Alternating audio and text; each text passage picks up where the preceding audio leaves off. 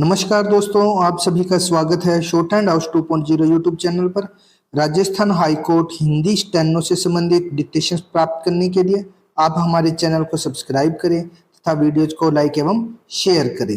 चलिए dictation start करते हैं। डिक्टेशन स्टार्ट होगी 5 सेकेंड बाद।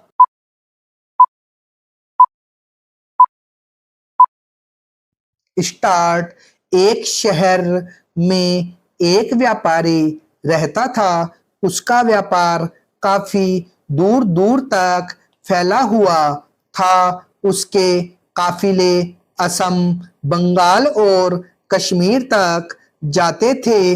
व्यापारी धन धान्य से परिपूर्ण था। लक्ष्मी की उस पर असीम कृपा थी। उसे दुख था तो बस यही कि उसके कोई संतान नहीं थी। उसका सारा काम सेवकों के बलबूते पर ही चलता था। वह अपने सेवकों के काम से प्रसन्न होकर उन्हें पुरस्कार भी दिया करता था। सेवक भी उसके मालिक से प्रसन्न रहते थे।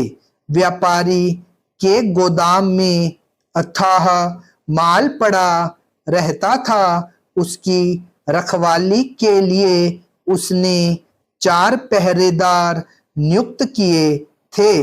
पहला पहरेदार ईमानदार था तथा लगन से माल की रखवाली करता था। दूसरा पहरेदार थोड़ा लापरवाह था और पूरी रात वहीं सोया रहता था।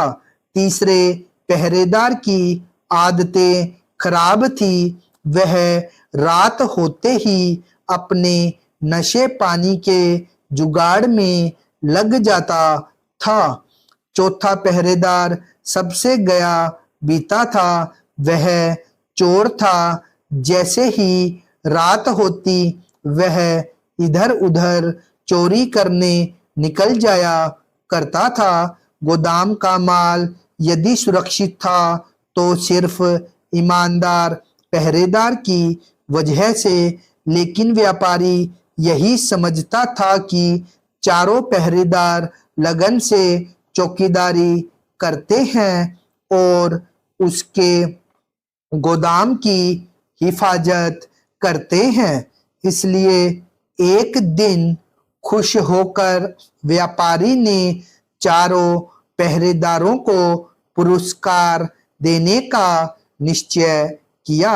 उसने चारों को बुलाया। चारों पहुंच गए। व्यापारी मकान के छज्जे पर खड़ा था। उसने ऊपर से ही मोहरों की 4 थैलियां नीचे फेंक कर कहा कि चारों एक एक ले लेना।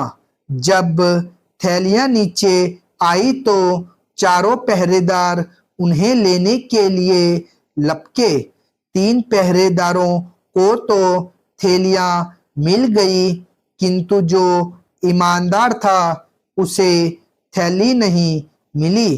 पता नहीं कि वह चौथी थैली कहाँ गायब हो गई।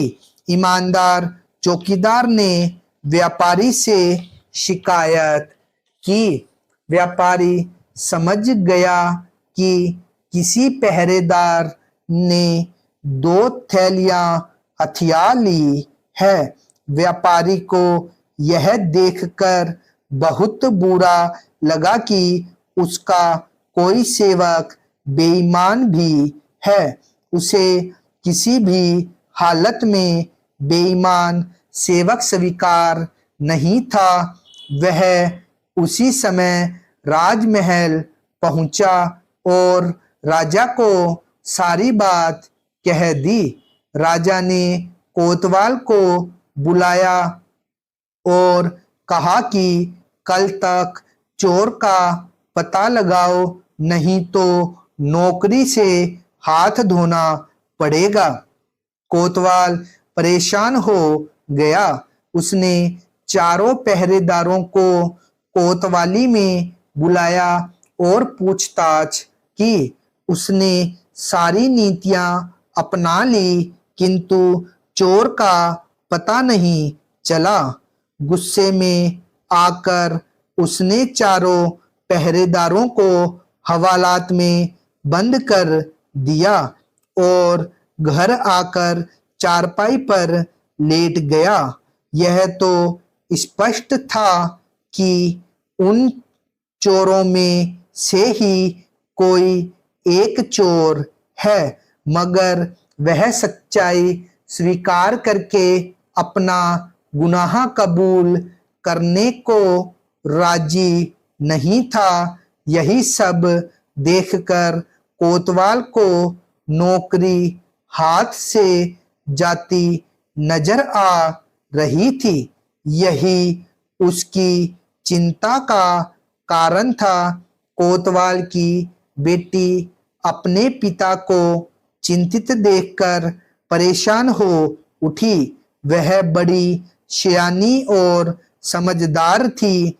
उसने अपने पिता से उनकी परेशानी का कारण पूछा तो कोतवाल सब कुछ बताते हुए बोला कि अगर कल तक चोर का पता नहीं लगा तो राजा मुझे नौकरी से हटा देंगे। स्टॉप।